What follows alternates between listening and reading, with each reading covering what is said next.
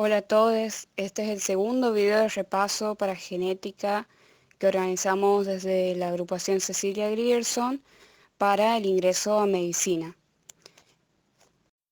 En esta oportunidad vamos a hablar sobre enfermedades genéticas y podemos decir que son todas aquellas en las que una o más variaciones en el material genético contribuyen de manera significativa al desarrollo de las manifestaciones clínicas. O sea, son las enfermedades que tienen como causa principal una variación en el material genético. También es muy importante recordar y no olvidar que el ambiente que rodea a la persona en la mayoría de los casos es un factor muy importante que influencia las enfermedades. E incluso podemos decir que a veces las variaciones en el material genético son influenciadas por ese ambiente, ya que estos dos factores, que son la genética y el ambiente, están en interacción constantemente.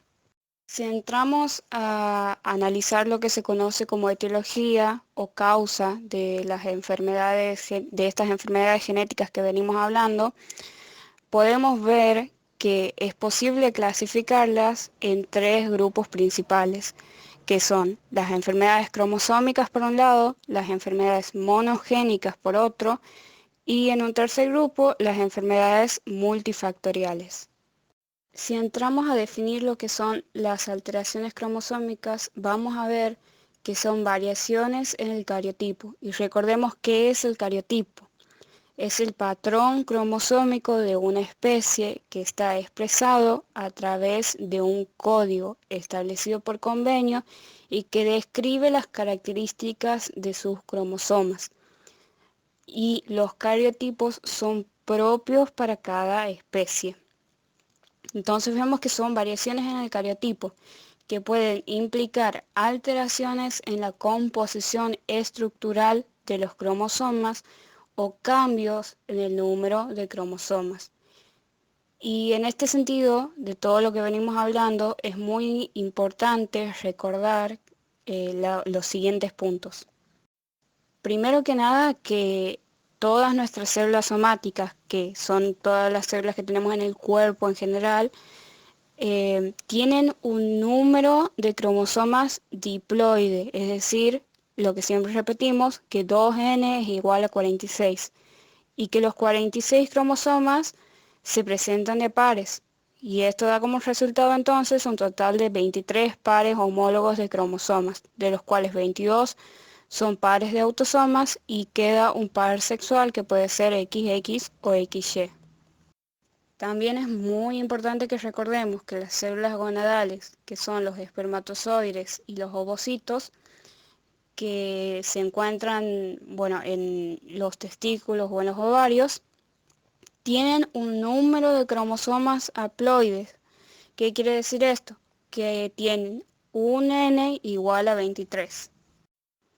Y como tercer punto, también cada cromosoma cuenta con una composición de material genético que le es propia a ese cromosoma.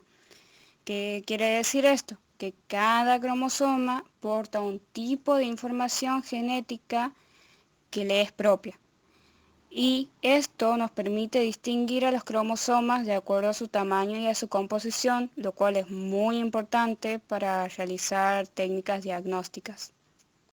Si no se cumplen estos tres puntos que acabamos de mencionar, dependiendo de la célula de la cual hablemos, entonces podemos decir que probablemente está teniendo lugar una alteración cromosómica. Y estas alteraciones cromosómicas, que son el exceso o deficiencia de material genético, pueden dar lugar a variaciones en la morfogénesis y que luego dan lugar a enfermedades. La morfogénesis sería la formación del feto. Ahora entramos a ver lo que son alteraciones cromosómicas numéricas, que son un subtipo de alteraciones cromosómicas. Y las podemos definir como aquellas enfermedades genéticas o alteraciones cromosómicas que son causadas por un cambio en el número de cromosomas. recordemos, como hablábamos anteriormente, por ejemplo, en el caso de las células diploides, 2n es igual a 46. Entonces, si vemos que hay una célula diploide que tiene 2n diferente a 46, ya sea que tiene 47, 48, 50, 42, cualquier número que sea diferente a 46, entonces está teniendo una alteración cromosómica numérica. Y lo mismo cuando hablamos de células gonadales. Si decimos que por lo general las células gonadales tienen un n igual a 23 y vemos que hay una célula gonadal que ya sea espermatozoide u ovocito y que no tiene un n igual a 23, tiene 24, tiene 30, tiene 20, lo que sea diferente a 23, entonces también es una célula que está teniendo una alteración cromosómica numérica. Ahora bien, las alteraciones cromosómicas numéricas pueden implicar pérdidas de cromosomas completos, que es el caso de las monosomías, o también excesos de cromosomas enteros, que son las trisomías. En el caso de las monosomías, la única que es viable, o sea, la única que tolera el cuerpo y que no produce un aborto espontáneo, es la monosomía del par sexual, que también se llama síndrome de Turner, en el cual hay 22 pares autosómicos, 22 pares de cromosomas autosómicos, y el par sexual, en vez de tener dos, en vez de ser un par, es una sola X. En el caso de las trisomías, de las autosómicas, las únicas viables son la trisomía del cromosoma 13, que es el síndrome de Patau, la trisomía del cromosoma 18, el síndrome de Edwards, la trisomía del cromosoma 21, que es el síndrome de Down. Y las trisomías también pueden afectar a los pares sexuales. Y algunos casos que tenemos de ejemplo son el síndrome de triple X, o sea, tiene 3X la persona en el par sexual, el síndrome de Klinefelter, que presenta un cromosoma Y y dos cromosomas X, y el síndrome de la doble Y, que bueno, tiene dos cromosomas Y y un cromosoma X. Y muy importante para tener en cuenta es que el principal mecanismo por el cual se origina este tipo de alteraciones es la no disyunción que se da en mitosis o en meiosis. Aquí, por ejemplo, en el gráfico que está en la diapositiva, vemos que se está dando una división celular, que en este caso va a ser la meiosis, y en la célula de abajo vemos que el cromosoma que está con rosa se va a dividir, va a separar sus dos cromátidas y supuestamente debería darle una cromátida a cada célula hija como lo hace la célula de arriba, pero en este caso en la célula de abajo no lo divide bien al cromosoma y se van dos cromátidas de un mismo cromosoma a una célula hija y la otra célula hija queda sin cromátidas respecto a ese cromosoma.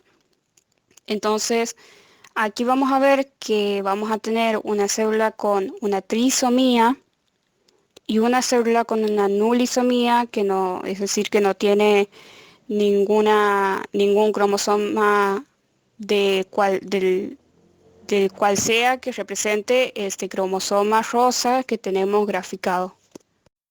Pasando a las alteraciones cromosómicas estructurales, decimos que son todas las que están causadas por reordenamientos, pérdidas o excesos de fragmentos cromosómicos y se originan por rupturas cromosómicas espontáneas o por influencia de agentes mutágenos. Y aquí el gráfico del cromosoma lo que está queriendo representar es que, por ejemplo, si tenemos una alteración en un pedacito del cromosoma, como se lo muestra ahí al círculo rojo que está marcando una parte del cromosoma, eso va a generar una alteración cromosómica estructural. Por ejemplo, si la perdemos o la mutamos o la duplicamos, eso genera una alteración cromosómica estructural.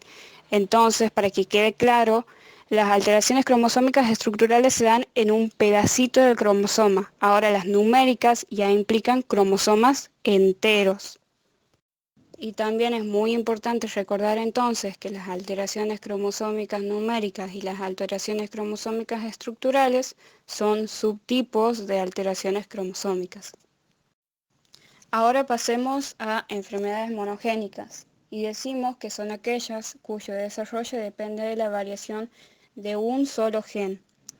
Y para dar ejemplos de estas enfermedades, he puesto aquí en la diapositiva a lo que es la anemia falciforme, que es una enfermedad en la que se produce una mutación en el gen codificante para la hemoglobina y eso genera un cambio conformacional en la proteína porque se cambian ciertos aminoácidos.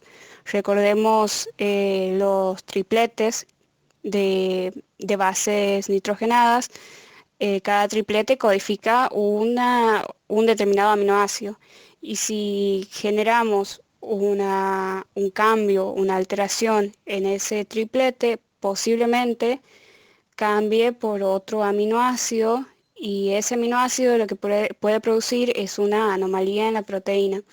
¿Qué pasa con las personas que tienen anemia falciforme? Bueno, cambia la forma de la hemoglobina y recordemos que la hemoglobina es muy importante porque va en los eritrocitos, en el interior. Esa forma que cambia de la hemoglobina también hace que cambie la forma, la morfología del eritrocito o glóbulo rojo.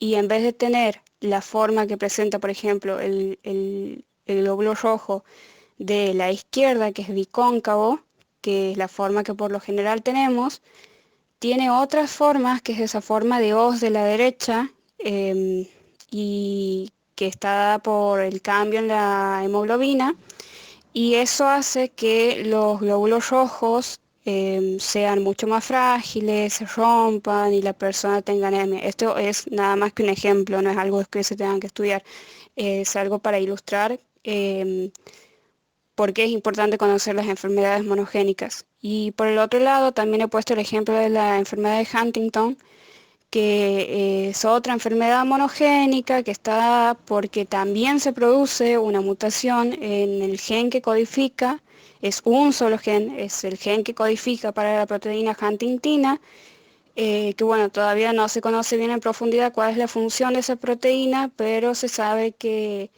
es importante en el cerebro y estas personas que tienen em, mutada esa proteína van desarrollando a lo largo de su vida diferentes problemas psicomotrices y puede llevar a la muerte incluso. También dentro de las enfermedades monogénicas podemos reconocer diferentes subgrupos. Están por una parte las enfermedades monogénicas recesivas, que son las que se manifiestan solo cuando ambos alelos del gen están mutados y no se manifiestan si la persona es heterocigota. Y esto último quiere decir que no se manifiestan si la persona tiene un alelo mutado y un alelo sano. En ese caso, si tiene un alelo mutado y un alelo sano, la persona va a ser sana, no va a presentar la enfermedad, pero sí va a ser portadora. Y un ejemplo de este tipo de enfermedades es la anemia falciforme que había explicado en la diapositiva anterior. Por otra parte, tenemos las enfermedades monogénicas dominantes. Y en este grupo encontramos a las que se manifiestan incluso si uno solo de los alelos del gen presenta mutación. O sea que se manifiestan tanto si la persona es heterocigota para ese gen o si es homocigota para el gen mutado. Por lo general suelen ser incluso las presentaciones mucho más graves si la persona es homocigota. Y en un tercer punto tenemos las enfermedades monogénicas ligadas al cromosoma X, que se deben a cambios en el cromosoma sexual X. Y como las mujeres presentan, 2X en su par sexual y los genes en el cromosoma X en su mayoría se expresan de forma recesiva, por lo general los únicos afectados son varones o mujeres con alelos mutados del mismo gen. Estos casos de mujeres son muy raros y como nombraba anteriormente, por lo general si son homocigotas y lo presentan las mujeres a enfermedades monogénicas ligadas al X, las presentaciones son muy graves. Sin embargo, también podemos tener enfermedades que tengan un patrón de herencia ligado al X y que sean dominantes. en cuyo caso va a haber en las familias, vamos a observar una mayor proporción de mujeres afectadas que de varones, al revés de las enfermedades ligadas al X recesivas. Y ahora pasamos a ver cómo hacemos un cuadrado de Punnett, que son muy importantes saberlos hacer para las enfermedades monogénicas, para poder calcular la probabilidad de que dos personas tengan hijos con determinadas enfermedades. Ahora, si vemos en este caso, por ejemplo, en el cuadrado de la izquierda que he hecho, bueno, vemos que para hacer un cuadrado de Punnett tenemos que dibujar un cuadrado grande con 4 espacios adentro y en el lado izquierdo del cuadrado vamos a anotar los alelos de un progenitor y en el lado superior vamos a anotar los alelos de otro progenitor. Por ejemplo, yo he anotado en rojo los alelos de un progenitor y en negro los alelos de otro. Tenemos un progenitor que es heterocigota, que es el rojo de la izquierda, y un progenitor homocigota, que es el negro de arriba. Y vamos a ver cuáles son las probabilidades que tengo de la presentación de los hijos. En el primer cuadrado, que es el de arriba a la izquierda, vamos a anotar cuál es el alelo que le corresponde del progenitor de rojo, es el A mayúscula, ¿no es cierto? Y anotamos cuál es el alelo que le corresponde de el progenitor de negro, que es el de arriba, el A minúscula le corresponde. Y en el cuadrado de la derecha arriba hacemos lo mismo y también le va a corresponder el, el A mayúscula del rojo y el A minúscula del negro. Y abajo hacemos lo mismo. Abajo a la izquierda hemos puesto cuál es el que le corresponde del progenitor rojo, es el A minúsculo rojo y después del progenitor negro le corresponde el A minúscula negro. Y lo mismo pasa con el de la derecha.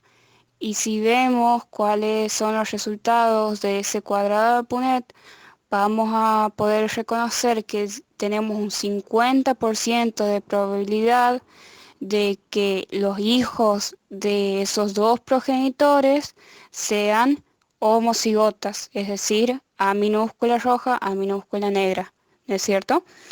Porque son de las cuatro posibles combinaciones tenemos 50%, o sea, dos que son homocigotas, como hemos descrito.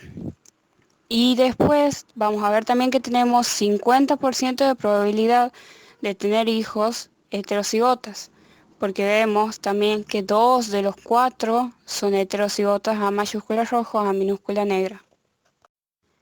Y después tenemos el caso del otro cuadrado de Punnett que he dibujado a la derecha. En este caso vamos a tener que un progenitor está también a la izquierda graficado con rojo y va a ser heterocigota porque presenta una A mayúscula y una A minúscula.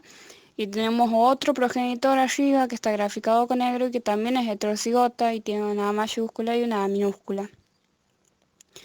Vemos que entonces si hacemos las combinaciones tal como he detallado que se hacen anteriormente, vamos a tener una posible combinación que va a ser A mayúscula roja y A minúscula negra y otra combinación A mayúscula roja y A minúscula negra. Y también tenemos otras posibilidades de combinación que son la A minúscula roja con la A mayúscula negra, que sería una heterocigota. Y después otra combinación que es la A minúscula roja con la A minúscula negra, que también es, bueno, en este caso es homocigota. Y podemos deducir entonces a partir de este cuadro que de estos dos progenitores, los hijos van a tener 25% de probabilidad de ser homocigota dominante, porque de los cuatro posibles combinaciones, solo uno ha sido homocigota dominante, que es el de la izquierda arriba, que es A mayúscula roja, A mayúscula, perdón, negra. Y un 25% de probabilidad de que los hijos sean homocigotas recesivos. que sería el caso del cuadrado de abajo a la derecha, que es A minúscula roja, A minúscula negra. Y después tenemos un 50% de probabilidad de que sea heterocigota con A minúscula roja, A mayúscula negra y A mayúscula roja, A minúscula negra. Pasando a otro tipo de enfermedades, ya entramos en enfermedades multifactoriales, que son aquellas enfermedades en las cuales su desarrollo depende fuertemente de las interacciones que se dan entre factores ambientales desfavorables y una predisposición genética al desarrollo de ciertas enfermedades. Un ejemplo de esto son los cánceres, por ejemplo, porque puede haber una cierta predisposición genética a un determinado tipo de cáncer, por ejemplo el cáncer de mama, se ha visto que hay una predisposición genética familiar, pero el ambiente es un factor sumamente importante y podemos decir entonces que el ambiente, como mencionábamos en un principio de este video, tiene una influencia muy grande en el desarrollo de ciertas enfermedades, como son las enfermedades multifactoriales, que necesitan no solo de la parte genética, sino también de la parte ambiental para tener lugar. Muchas gracias por su atención a todos y esperamos que les haya servido.